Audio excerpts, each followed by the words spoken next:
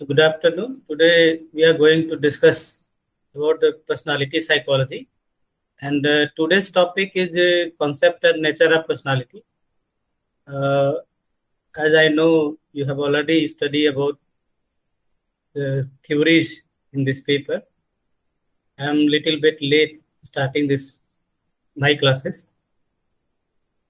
So first of all, let's see what this personality is and how personality is defined by various researchers and what is the nature of personality, component of personality, dimensions of personality. So we will discuss all these things in this today's lecture.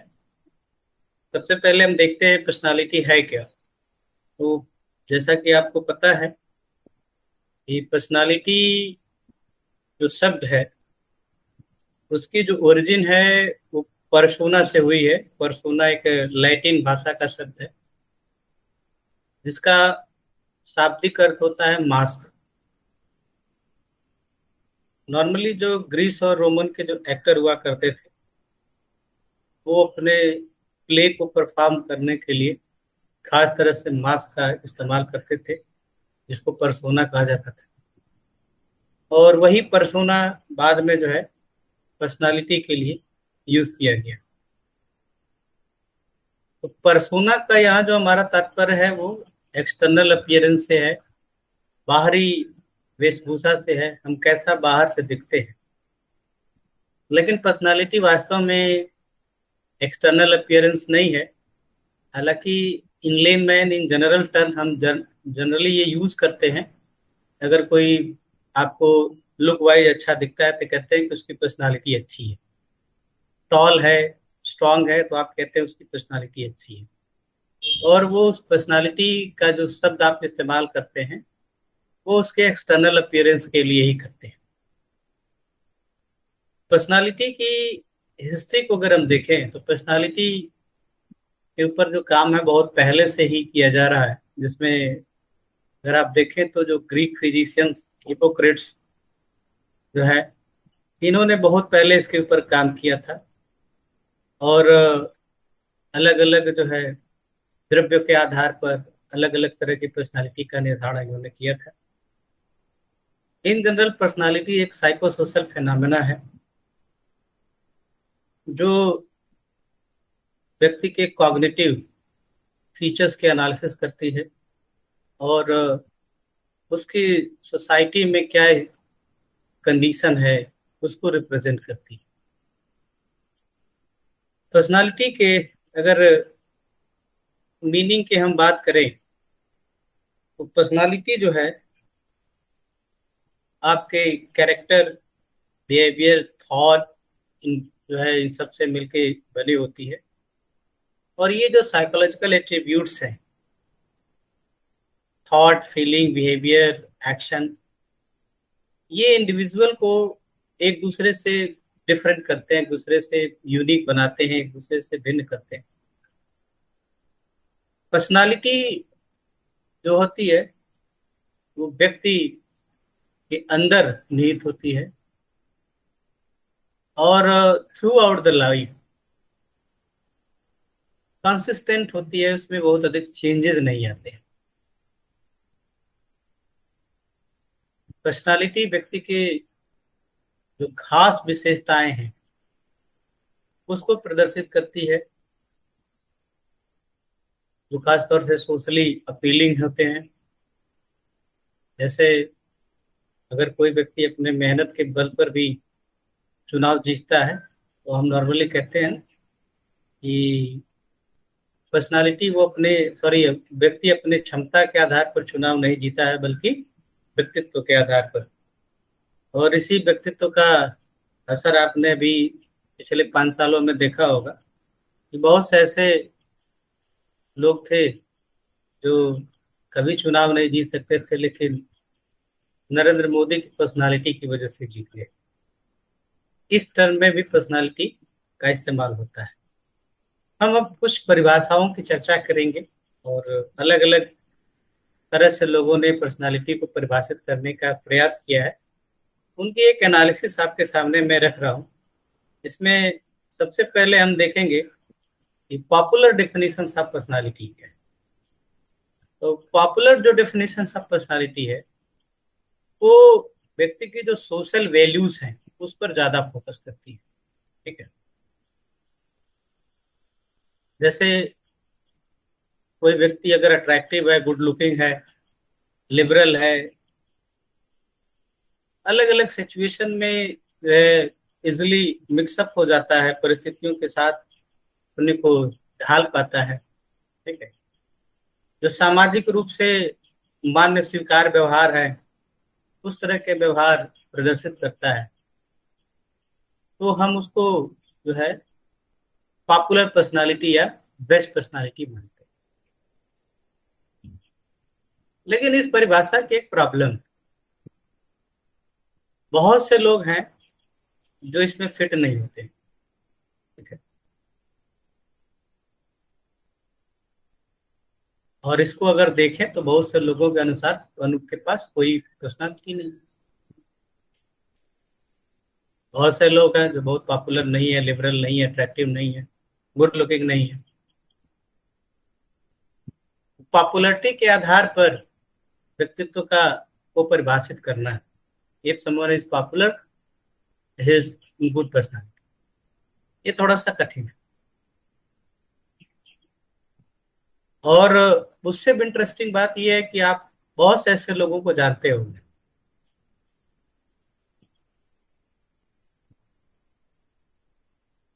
कि उनमें तमाम तरह के charms होते हैं। They exhibit all the socially desirable traits also. जैसे वो good looking है, अट्रैक्टिव हो, लिबरल है, easily mix up with the situation. They can also exhibit socially desirable characteristics. Still, they may be antisocial, criminals, या criminal minded people. आपने Charles Sobhraj का नाम सुना। इस डेफिनेशन के अनुसार वो बहुत ही अट्रैक्टिव पर्सनालिटी का बंदा है, जो भी उससे मिलता है उससे प्रभावित जरूर होता है। स्टिल आपको पता है कि वो एक क्रिमिनल है, एंटी सोशल एलिमेंट है। कई इनोसेंट लोगों के मर्डर में वो जो है जेल में बंद है।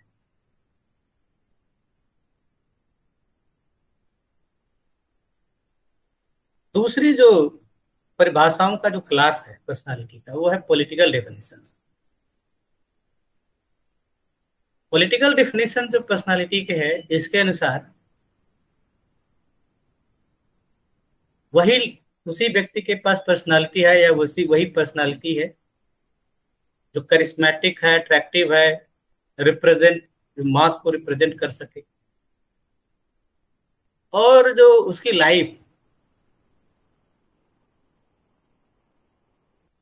पब्लिक डिबेट में ज्यादातर जो है इम्प्रेसिव हो,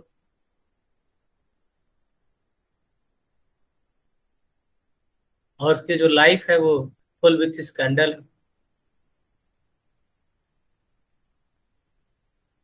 कोई भी नेता आपको बिना स्कैंडल वाला नहीं मिलेगा। पब्लिक डिबेट इंटरेस्टिंग करने वाले ज्यादातर होते हैं, अपने को प्रेजेंट कर सकते हैं। Charismatic, attractive and represent to mass, ये जो शुरू के कैरेक्टरिस्टिक है, अगर इसको अनुसार देखें तो इंडियन पॉलिटिक्स के जो है 75% जो है लीडर बिना व्यक्तित्व के हो जाए।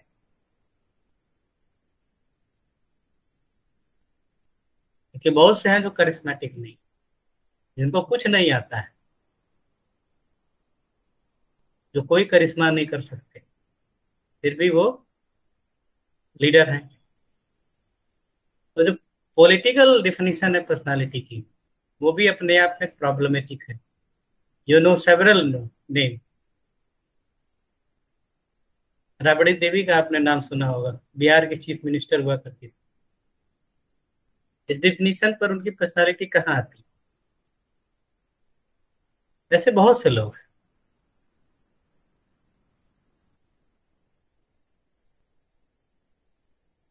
थर्ड क्लास ऑफ जो डिफिनेशन है वो है बायोफिजिकल डिफिनेशन ऑफ पर्सनालिटी।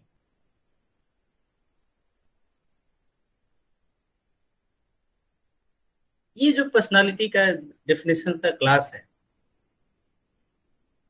वो व्यक्ति के ऑर्गेनिक इंटरनल एलिमेंट पर आधारित है।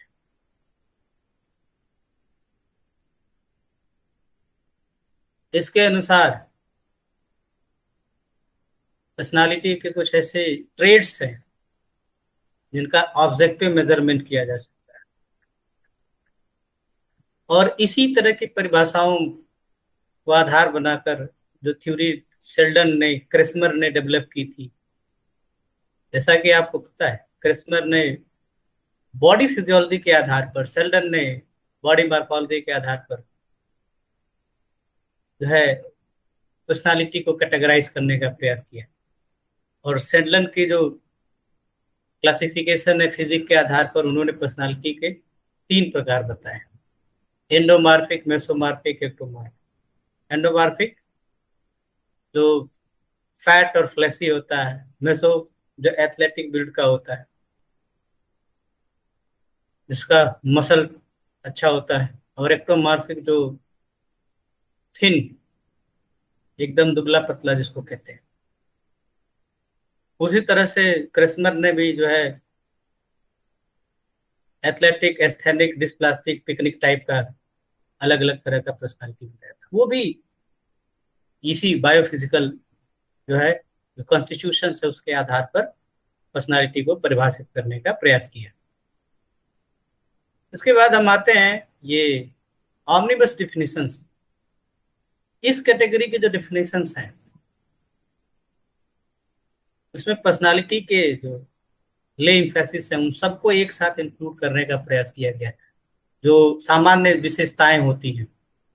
और मॉर्टन प्रिंस की जो परिभाषा है वो इसमें इस कैटेगरी में सूट करती है, और वो डिफाइन करते हैं पर्सनालिटी के रूप में: personality is some total of all biological inert disposition, impulses, tendencies, appetites, and instinct of the individual, and the acquired disposition and tendency acquired by the experiences. Total sum of your biological innate disposition, impulses, tendencies, appetites, instincts, सब कुछ जो आपके जैविक जो जन्मजात विशेषताएं हैं, जो इम्पल्स टेंडेंसीज हैं, ठीक है, जो इंस्टिंक्ट हैं, उन सब का मिला जुला ये रूप पर्सनालिटी के रूप में देखते हैं। इन परिभाषाओं के साथ प्रॉब्लम क्या थी कि they are highly subjective and complex in nature. ठीक है, सब कुछ अगर आप उसमें कर देंगे, ठीक, अभिनय टेंडेंसीज को कैसे करेंगे, इम्पल्सेस को कैसे डिफाइन करेंगे, एपेटाइट और इंस्टिंक्ट को कैसे कैटेगराइज करेंगे, ये सब प्रॉब्लम इस तरह की परिभाषाओं में देखने को मिलती है। फिर आते हैं ये इंटीग्रेटिव डिफिनेशंस।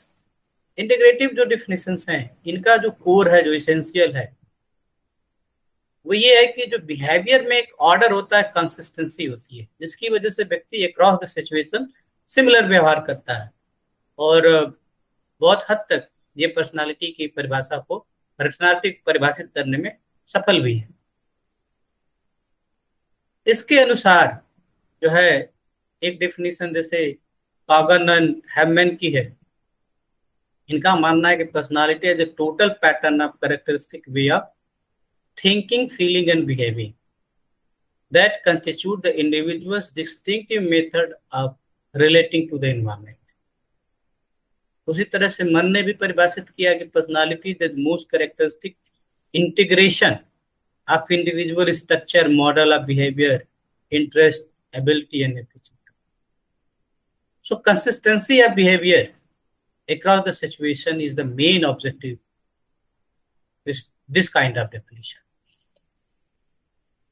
इस सब के बाद लास्ट में हम लोग आते हैं साइकोलॉजिकल डेफिनेशन।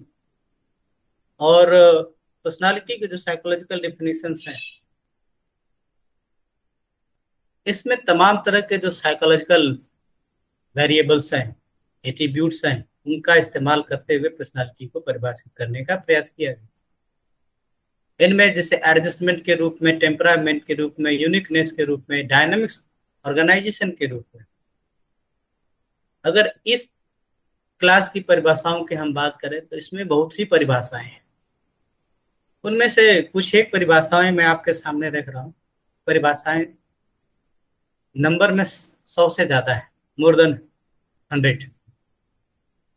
इवन जब आलपोर्ट ने, जो मैं भी पहली परिभाषा आपके सामने रख रहा हूँ, आलपोर्ट की जो परिभाषा है, इसको सर्वमान्य परिभाषा के रूप में भी देखा जाता है। आलपोर्ट 1938-39 में ये परिभाषा दी थी, और इससे पहले कि लगभग 50-49 परिभाषाओं को आलपोर्ट ने एनालाइज किया था और उसके आधार पर अपनी ये डेफिनेशन दी थी पर्सनालिटी की। आलपोर्ट की डेफिनेशन आज भी रिलेवेंट है और mostly acceptable definition of personality के रूप में देखी जाती है, मानी जाती है। Allport defined personality as a personality is the dynamic organization within the individual of those psychophysical system that determine his unique adjustment to his environment। ये पर्सनालिटी की डेफिनेशन आलपोर्ट ने 1938 में दी, और 1954 में इन्होंने फिर से इस डेफिनेशन को रिवाइज किया, और जो लास्ट के जो 4 वर्ड हैं, unique adjustment to his environment, उसको बदलकर उन्होंने कह दिया कि which determine his character, behaviour and thought. ये बाद की परिभाषाओं में मॉडिफिकेशन देखने को मिला। उसी तरह से आइजेंक ने भी जो है एक इंपॉर्टेंट परिभाषा दी है पर्सनालिटी की। आइजेंक ने जो बायोलॉजिकल एस्पेक्ट है, उनकी थ्योरी को भी बायोलॉजिकल थ्योरी ऑफ पर्सनालिटी के रूप में भी कई बार जाना जाता है, उस पर एम्फेसिस ज्यादा किया। और आलपोर्ट, आइजेंक मानते हैं कि जो personality is the more or less stable and enduring organization of person character, temperament, intellect and physique that determine his unique adjustment to his environment. ये 52 में इन्होंने डेफिनेशन। उससे पहले भी आलपोर्ट, आइजेंक ने कुछ काम किए थे पर्सनालिटी के ऊपर, और जो बिगिनिंग में इन्होंने परिभाषा दी थी वो क्या था कि the total sum of actual or potential behaviour pattern of organism as determined by heredity and environment, it originate and overlap or develop through the functional interaction of 4 main sector in which these behaviour pattern are organised. तो ये जो 4 main sectors की जो बात करते हैं, जिसमें व्यक्ति का जो पर्सनालिटी है वो निर्धारित होती है, वो सेक्टर्स हैं, जिसको उन्होंने कहा कि ये है एक तरह से हायरार्किकल फंक्शन में ऑर्गेनाइज है। जो कॉग्निटिव सेक्टर जिसको इंटेलेक्ट कहा गया, दूसरा कोनेटिव सेक्टर है जिसको कैरेक्टर कहते हैं, अफेक्टिव सेक्टर है जिसको टेम्परामेंट कहा, और सोमैटिक जो सेक्टर है जिसको कॉन्स्टिट्यूशन कहा। तो यहाँ बॉडी कॉन्स्टिट्यूशन से मतलब है, हमारे लीगल कॉन्स्टिट्यूशन से नहीं है। यहाँ सोमैटिक सेक्टर, बॉडी का, ये चारों चीजें एक हायरार्किकल फैशन में ऑर्गेनाइज हैं पर्सनालिटी को जो है डिटरमाइन करने के लिए। उसी तरह से बहुत सी परिभाषाएं हैं, जैसे वाल्टर मिशेल की जो परिभाषा है, इनके अनुसार personality usually refers to the distinctive pattern of behaviour. अब यहाँ पर व्यवहार को कहते हैं कि थॉट और इमोशन दोनों, that characterise each individual adaptation to the situation of his her life. Baron की हो सकता है कि बुक आपने पढ़ी होगी, आरे बैरन, ठीक है। बैरन ने जो पर्सनालिटी को परिभाषित किया कि personality is the generally defined as the individual unique and relatively stable pattern of behaviour, thought and emotion. उसी तरह से वुडवर्थ और मार्कस की जो डेफिनेशन है कि the total quality of an individuals behaviour as it is revealed in its characteristic habit of thought and expression, his attitude, interest. तो अगर आप इन परिभाषाओं को देखें तो इन परिभाषाओं में कुछ कॉमन चीजें, ज्यादातर में एडजस्टमेंट की बात की गई है, एनवायरमेंट के प्रति, temperament, character, behaviour and thought की बात की जा रही है। पर्सनालिटी साइकोलॉजी की जो है साइकोलॉजिकल डिफिनीशन हैं, उनमें एक अलग क्लास और भी था जो बिहेवियरिस्ट कहा जाता है। और बिहेवियरिस्ट के जनक जो वाटसन हैं, उन्होंने जो पर्सनालिटी की परिभाषा दी है वो स्टिमुलस और रिस्पॉन्स के टर्म में दी। और वाटसन ने परिभाषा जो दी है उसके अनुसार अगर देखें, personality is sum of activities that can be discovered by actual observation over a long enough period of time. Means जो ऑब्जर्वेबल बिहेवियर है उसी को वो पर्सनालिटी के रूप में डिफाइन करते हैं। कुछ और परिभाषाओं का जो क्लास है साइकोलॉजिकल परिभाषाओं का, जिसमें सोशल एस्पेक्ट को ज्यादा फोकस किया गया, जिसमें गथरी भी जो है आप देखेंगे तो लर्निंग के अंतर्गत, ये कॉग्निटिव साइकोलॉजिस्ट के अंतर्गत आते हैं। Guthrie defines personality as those habit and habit system of social importance that are stable and resistance to change. Similarly May and Hartshorne, personality is that which make one effective and give influence over others. इस social aspect को सम्मिलित करके ये परिभाषाएं दी गई। अब कुछ common परिभाषाएं जो आप ट्रेट्स के रूप में देखते हैं, जैसे आरबी कैटल को आप जानते हैं, नाम सुना होगा आपने।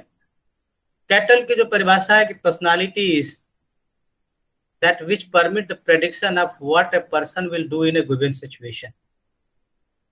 गिलफोर्ड इंटेलिजेंस में बहुत काम है इनका, और इनका मानना है कि personality is integrated pattern of traits. उसी तरह हॉगन की परिभाषा है, personality refers to the relatively stable pattern of behaviour and consistent internal state that explain a person behavioural tendencies. कुछ और परिभाषाएं आप देख सकते हैं, जिसमें ऑकबर्न और निमकॉफ की डिफिनेशन है, personality as a totality of sentiment, attitude, idea, habit, skill, behaviour of the individual. ये परिभाषाएं आप देखें मोर एंड लेस एक कम्युनलिटी की तरफ आपको इशारा करती हैं, कुछ बहुत कुछ कॉमन है। एरविन की जो परिभाषा है कि personality is relatively stable set of psychological attribute that distinguish one person from other. Parveen leading personality researcher, आप हो सकता है इनकी किताब भी पढ़े हों, इनकी बुक है पर्सनालिटी थ्योरी एंड प्रैक्टिस में, और मे बी रिकमेंडेड भी हो। Personality refers to the unique and consistent pattern of thinking, feeling and behaviour. उसी तरह मैक्योनिस की जो डेफिनेशन है एकदम प्लेन और simple, constant pattern of thinking, feeling and acting. और कुछ ऐसी ही डिफिनीशन जो है अमेरिकन साइकोलॉजिकल एसोसिएशन ने अडॉप्ट की है पर्सनालिटी को डिफाइन करने के लिए। According to APA, personality refers to the individual differences in characteristic pattern of thinking, feeling and behaviour. तो एपीए की डिफिनीशन बहुत हद तक जो है मैक्योनिस की जो डिफिनीशंस के पैरेलल है, सिमिलर है। मायर ब्रिज आपने नाम सुना होगा, मायर ने इंट्रोडक्शन टू साइकोलॉजी की बुक भी लिखी है, और इन्होंने जो परिभाषित किया पर्सनालिटी को, personality is a constantly changing but nevertheless relatively stable organisation of all physical, psychological and spiritual of the individual characteristics. Most important जो मायर की डिफिनेशन में जो चीज है वो है spiritual aspect is also included. Schultz and Schultz इनकी भी बुक है पर्सनालिटी की थ्योरी एंड प्रैक्टिस, हो सकता है कि आप उसको पढ़ रहे हो या पढ़ेंगे। एंड सुल्ज ने डिफाइन किया पर्सनालिटी को, personality is a unique relatively enduring internal and external aspect of person character influencing behavior in different situation। Fair child cognitive psychologist के रूप में माने जाते हैं। और चाइल्ड के जो डेफिनेशन है पर्सनालिटी की, personality as A more or less stable internal factor making one person behave consistent across and different from and behavior other people would manifest in comparable situation। So these class of definition are belong to the psychological definition and emphasizes more or less on the psychological attributes like temperament traits, characters and adjustment। अभी मैं दो परिभाषाएं आपके सामने ये रख रहा हूँ, ये दोनों ऑर्गेनाइजेशनल बिहेवियरिस्ट हैं। आपको पता ही है कि मैं भी वो भी कई एरिया का एक्सपर्ट हूँ, क्लिनिकल का नहीं हूँ, एक वो भी का। फ्रेड लुथहांस ने जो परिभाषा दी है पर्सनालिटी की, कहते हैं कि personality is how people affect others and how they understand and view themselves as well as their pattern of inner and outer measurable traits and person situation interventions। Organization के context में Stephen Robbins की जो परिभाषा है वह कि personality is the sum total of way in which an individual react and interact with others. तो ये दोनों जो परिभाषाएं हैं खासतौर से ऑर्गेनाइजेशन के कॉन्टेक्स्ट में दी गई। आपने तमाम परिभाषाएं देखी और उन परिभाषाओं की जो है एनालिसिस जब हम करते हैं वही उसका नेचर फील्ड नेचर स्कोप आता है। अभी भी जो तमाम परिभाषाएं दी गई हैं उन परिभाषाओं को जो है स्टेगनर एंड कोर्स्की ने कहा कि पर्सनालिटी की जो डेफिनेशन है वो थ्री फोल्डेड मीनिंग के रूप में। कुछ लोगों ने पर्सनालिटी को एज ए स्टिमुलस के रूप में डिफाइन किया, कुछ रिस्पॉन्स के रूप में डिफाइन किया और कुछ लोगों ने उसको इंटरवीनिंग वेरिएबल्स के रूप में डिफाइन किया। स्टिमुलस के रूप में मतलब पर्सनालिटी अपने आप में इंकरेजिंग होती है, इंटरेस्टिंग होती है, लोगों को अफेक्ट करती है, लोगों को इन्फ्लुएंस करती है। जब हम रिस्पॉन्स के रूप में पर्सनालिटी को देखते हैं तो किसी स्टिमुलस कंडीशन में how we are reacting responding.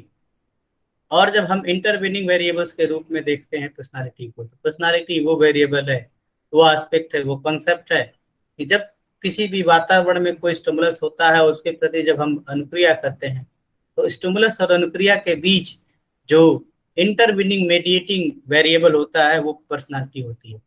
Because same stimulus, same situation and different individuals may differ in their response। Why? Because of our personality। तो ये जो है अलग अलग तरह के मत हैं। हम अगर नेचर में पर्सनालिटी के कैरेक्टरिस्टिक्स की बात करते हैं, जब परिभाषाओं को एनालाइज करते हैं तो there are various characteristics of personality which can throw the light on the nature of personality. जब आप तमाम परिभाषाओं की एनालिसिस करते हैं तो आपको पता चलता है कि पर्सनालिटी का नेचर क्या है, उसकी प्रकृति क्या है। और उसमें जो पहली जो प्रकृति है पर्सनालिटी जो है वो एक डायनामिक नेचर की है। आलपोर्ट की जब डेफिनेशन पर आप फोकस करते हैं, आलपोर्ट का प्रारंभिक वर्ड ही है personality is the dynamic organization of दो साइकोफिजिकल सिस्टम। तो डायनामिक का मतलब क्या है? पर्सनालिटी कोई स्टैटिक होल नहीं है, डायनामिक है, स्टेबल है, पर उस स्टेबिलिटी के साथ भी उसमें एक चेंज की प्रवृत्ति होती है। ऐसा नहीं कि आप जिस व्यक्तित्व के साथ पैदा होते हैं उसी के साथ आप पूरे जीवन जीते हैं। ठीक, उसमें डायनामिक्स है।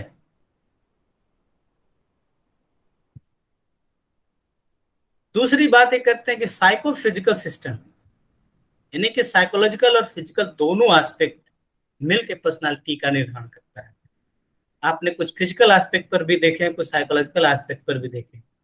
परिभाषाएं मैंने जैसे क्रिस्मर की, सेल्डन की जो मैंने परिभाषाएं बताई और उनके जो क्लासिफिकेशंस हैं वो सारे फिजिकल एस्पेक्ट पर है। लेकिन फिजिकली और साइकोलॉजिकली जब दोनों चीजें इंटरैक्ट होती हैं तब जाके वो पर्सनालिटी का निर्माण करती है।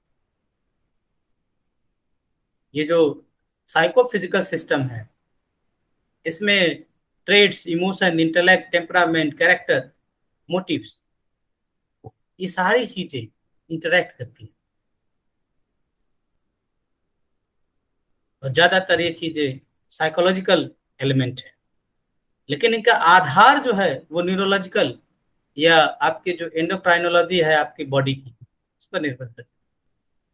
आप जब आइजन को पढ़ते हैं, आइजन को देखते हैं, तो वो इंट्रावर्जन एक्स्ट्रावर्जन का बायोलॉजिकल कार्य बताता है। जुंग की जो थ्योरी है और आइजन की जो थ्योरी है, जुंग ने भी इंट्रावर्जन एक्स्ट्रावर्जन का कॉन्सेप्ट दिया और आइजेंक ने भी दिया। लेकिन जुंग का जो एस्पेक्ट था वो साइकोलॉजिकल नेचर का था, लेकिन जो आइजेंक का आधार था वो बायोलॉजिकल था। एक्सट्रोवर्ट उनका होता है जिसका जो आरएएस होता है, रेटिकुलर एक्टिवेटिंग सिस्टम, वो ज्यादा अलर्ट होता है, ज्यादा अराउज्ड होता है, सेंसेशन सीकिंग ज्यादा होती है। इस तरह की चीजों को ये चर्चा आइजेंक करते हैं। तीसरी जो महत्वपूर्ण चीजें आपने परिभाषाओं में थ्रू आउट देखी वो है कंसिस्टेंसी ऑफ द बिहेवियर। और ये कंसिस्टेंसी क्या है? कंसिस्टेंसी का हमारा मतलब है कि ज्यादातर जो इंडिविजुअल्स होते हैं उनके व्यवहार में समानता होती है। ज्यादातर सिमिलर अगर सिचुएशंस हैं तो व्यवहार अलग अलग समय पर भी अलग समय समान होता है। और अगर हम कंसिस्टेंसी के एनालिसिस करें तो चार तरह की कंसिस्टेंसी होती है। टाइप ए कंसिस्टेंसी, इसमें क्या होता है, इसमें सिचुएशन एंड बिहेवियर दोनों सेम। जैसे एक सिचुएशन में आपने एक व्यवहार किया, फिर उसी तरह की जब सिमिलर सिचुएशन आती है तो आपका व्यवहार समान होता है, उसको हम लोग टाइप ए कंसिस्टेंसी कहते हैं। टाइप बी कंसिस्टेंसी वो कंसिस्टेंसी है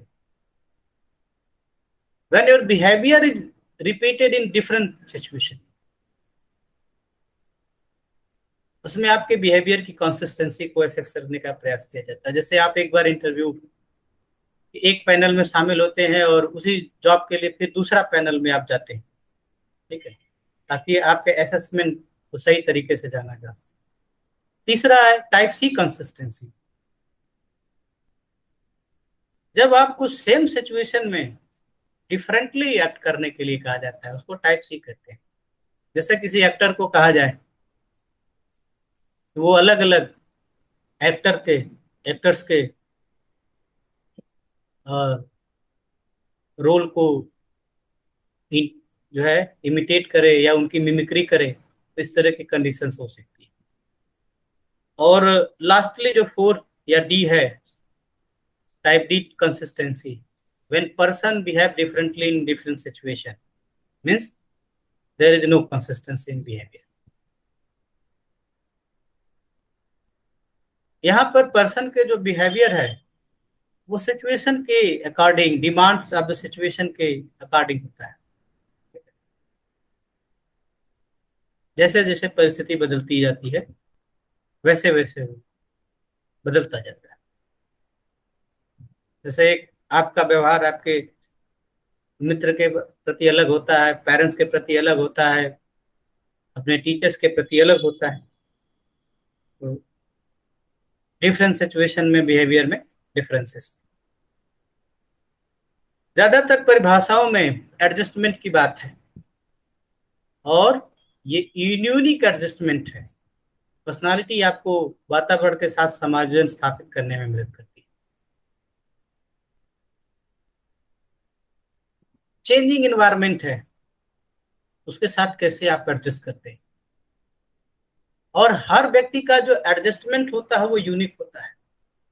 इवन जो आइडेंटिकल ट्विंस होते हैं उनका भी समायोजन भिन्न होता है।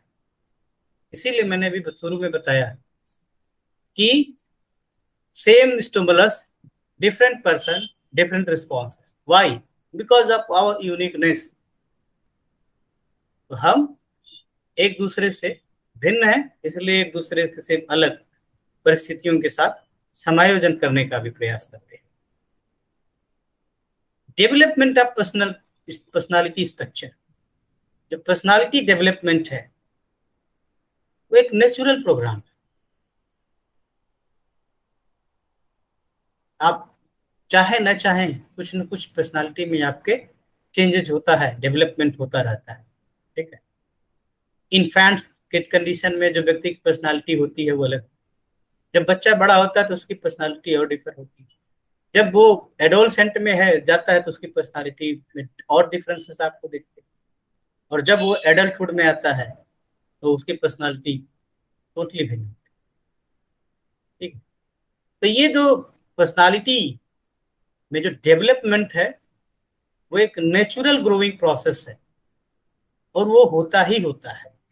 आपके में चाहने न चाहने से बहुत फर्क नहीं पड़ता है। पर्सनालिटी मेजर्स बिहेवियर, जो पर्सनालिटी है वो इंडिविजुअल के बिहेवियर के पैटर्न को माप कर आप जान सकते हैं, और व्यवहार में स्टेबिलिटी होती है। If there is no stability there is no prediction. अगर किसी के व्यवहार के पैटर्न में स्टेबिलिटी नहीं है तो कोई प्रेडिक्शन आप नहीं कर सकते। तो जब बिहेवियर का जो पैटर्न है उसमें एक स्टेबिलिटी होती है आपके हमारे, और यही स्टेबिलिटी के पैटर्न के आधार पर ही प्रेडिक्शन होता है। प्रेडिक्शन के लिए क्या चाहिए आपको? पैटर्न चाहिए, ट्रेंड एनालिसिस करते हैं ना। जैसे आप ट्रेड साइकिल के करते हैं, शेयर के दाम घटेंगे कि बढ़ेंगे, कोई भी चीज कैसे होगी, उसी तरह पर्सनालिटी होता है।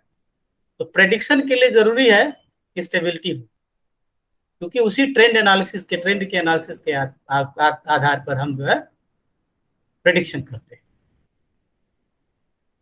Outcome interaction of heredity and environment, जो भी पर्सनालिटी है, ज्यादातर जो रिसर्चर्स हैं वो इस बात पर सहमत है। नेचर नर्चर कंट्रोवर्सीज इश्यूज में हम लोग इसकी चर्चा जरूर करेंगे। ये जो पर्सनालिटी है that is outcome of the interaction of your heredity and environment. बहुत सी चीजें आप इनबॉर्न लेके पैदा होते हैं, जैसे टेम्परामेंट।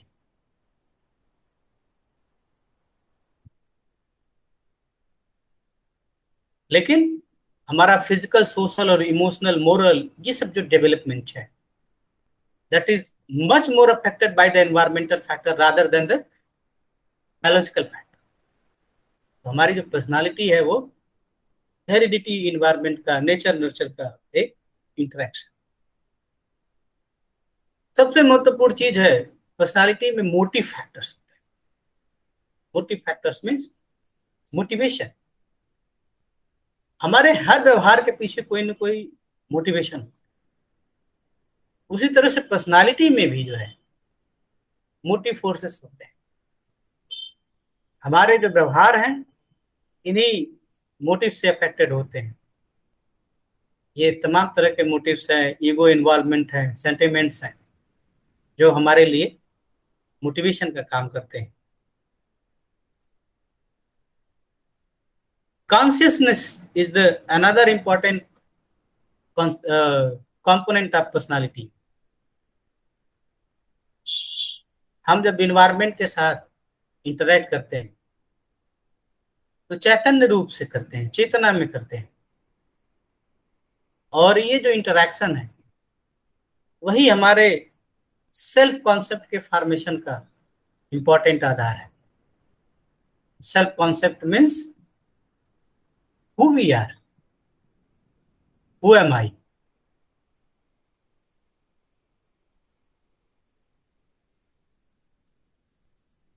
नेक्स्ट जो इसकी कैरेक्टरिस्टिक्स है पर्सनालिटी के, वो potential for change. Your personality is not the plaster, it is a plasticity. Personality में चेंज की पोटेंशियल हमेशा हो. It is a stable pattern of behaviour, feeling and acting, thinking. Still that stability, there is a nature of change.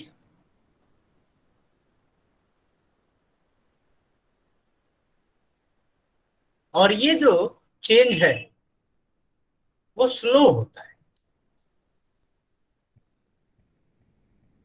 धीरे धीरे होता है, gradual होता है. साइको एनालिस्ट व्यू जो मानता है कि पर्सनालिटी का स्ट्रक्चर रिजिड होता है, 5 साल में जो बन गया वो चेंज नहीं होता. लेकिन जब मैक्रे कोस्टा को आप देखते हैं, जो रिसेंट एडवांसमेंट्स है रिसर्चेज में, उसमें अगर आप देखते हैं, उसमें प्लास्टर हाइपोथेसिस और प्लास्टिसिटी हाइपोथेसिस. इवन मेरा खुद का जो एक रिसर्च है, personality development among executive a career stage perspective, मैंने उसमें इसी चीज को प्रूव करने का प्रयास किया. इसमें जो स्टेज मॉडल है उसको इस्तेमाल किया गया है. अलग अलग जो है 21 से 44 फिर 45 से सॉरी नहीं, थोड़ा सा क्लासिफिकेशन में भूल रहा हूँ. तब 3 वर्ग है उसमें बनाया है. एक 21 से 40 है सर, ये 44 है, फिर 45 से 60 है, और फिर 60 से एबव है. ऐसे 3 वर्ग, 3 जो है ग्रुप्स. और उन तीनों के आधार पर, उसमें जो डिफरेंसेस के आधार पर मैंने खुद प्रूव करने का प्रयास किया. और उसमें यही है कि चेंजेस हैं, सिग्निफिकेंट चेंजेस हैं, लेकिन चेंजेस ग्रेजुअली स्लो होते जाते हैं. फर्स्ट स्टेज के चेंज है, सेकंड में और कम होते हैं, और थर्ड में और कम. तो पर्सनालिटी में जो है पोटेंशियल फॉर चेंज होता है.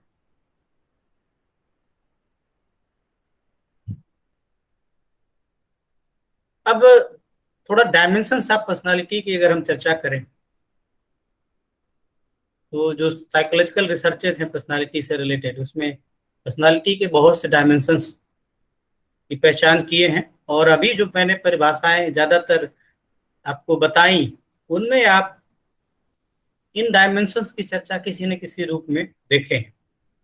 तो मुख्य रूप से 4 डायमेंशंस की चर्चा मैं यहाँ कर रहा हूँ: ट्रेड, मोटिवेशन, टेम्परामेंट और कैरेक्टर. ज्यादातर परिभाषाओं में ये चीज आपने देखी है. ट्रेड क्या है?